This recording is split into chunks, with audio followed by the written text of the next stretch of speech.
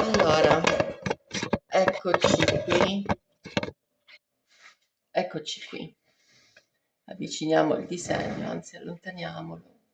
Allora, dopo aver sovrapposto i due pannelli, allora questa è la parte di sopra, vedi?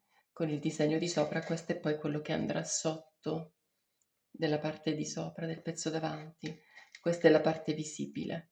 L'ho sovrapposta con questo e ho cercato nel punto in alto del corsetto, nella parte alta, ho punto con l'ago facendo coincidere proprio l'angolo con questo qui e coincide perfettamente. Poi l'ho fatto anche di qua, allora ho fatto coincidere da qui perfettamente e poi l'ho fatto anche di qua facendolo coincidere perfettamente e poi ho tirato questo qui giù, l'ho tirato, l'ho spillato nelle varie parti, qui, fino a giù e poi ho visto se coincidevano.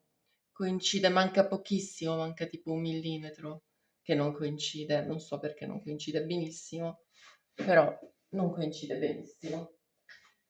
Ehm, Dopodiché sono andata sul vecchio corsetto e ho visto in basso quanto dista dal, quanto dista dall'inizio del busk e me lo sono segnato con questo, vedi? L'ho segnato, sono 2 centimetri più o meno, e in realtà è un pochettino di più, però ho capito che era 2 che voleva e mi sono tenuta 2 e ho infilzato uno spillo qui. Ecco, adesso da questo spillo qui mi tengo dritta con il busk, lo metto dritto qua, lo metto perfettamente dritto qui,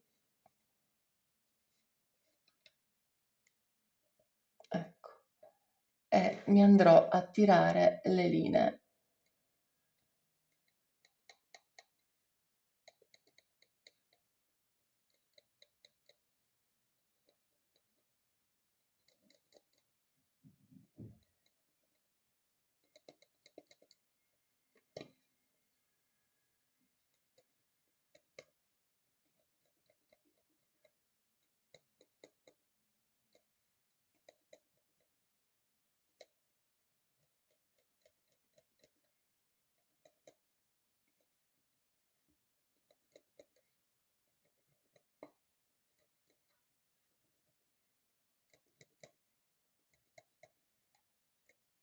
Ecco qua, le linee sono tirate.